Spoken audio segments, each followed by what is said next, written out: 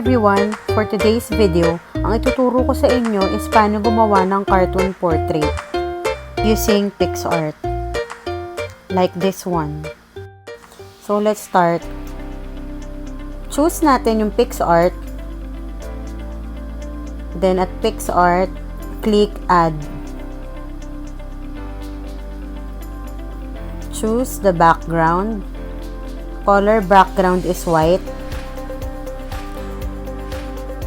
After that, click natin yung draw. So sa draw, meron dyang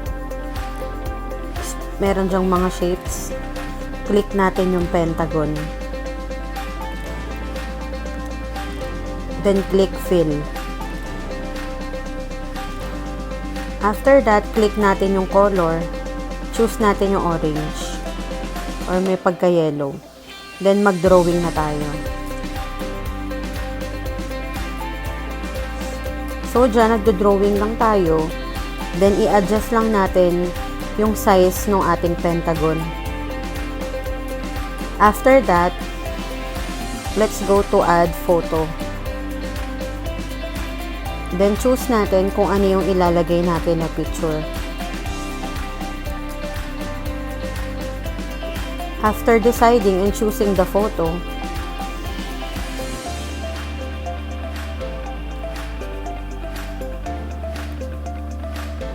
adjust lang natin yung size niya.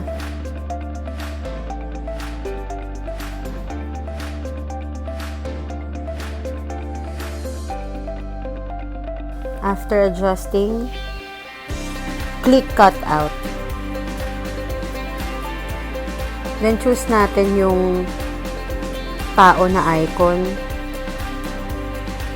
After that, save. Once na na-save na natin siya, i-adjust lang ulit natin yung photo natin. After adjusting the photo,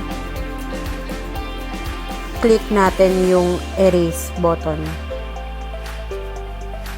Then erase natin yung mga hindi kasama sa pentagon. Gaya ng ginagawa dito sa video.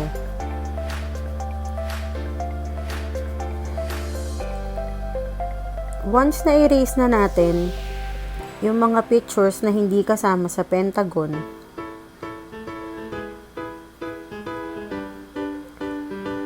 just click the check button.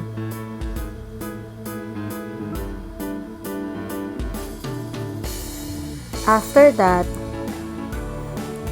punta naman tayo sa effects. Click effects.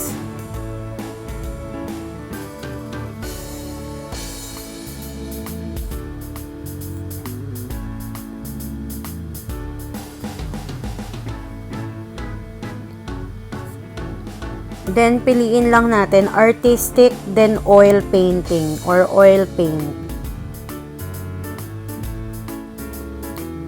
Adjust nyo lang yung amount ng inyong pictures.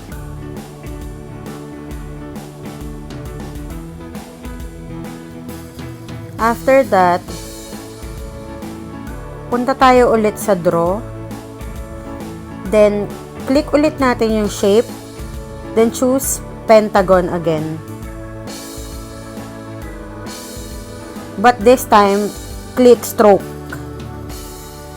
I-adjust lang natin yung pentagon dun sa pentagon na una nating ginawa.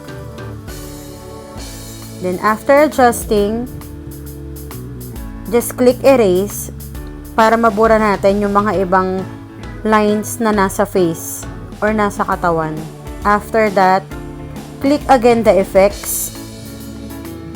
Then go to sketch. Sketch number 1 ang gagawin. Then just adjust the photo.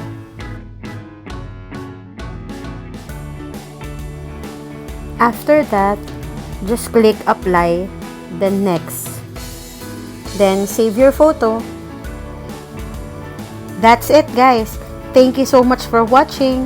Don't forget to like, to to share, and to subscribe to my channel, and hit the bell button for you to be notified on my future videos. Bye!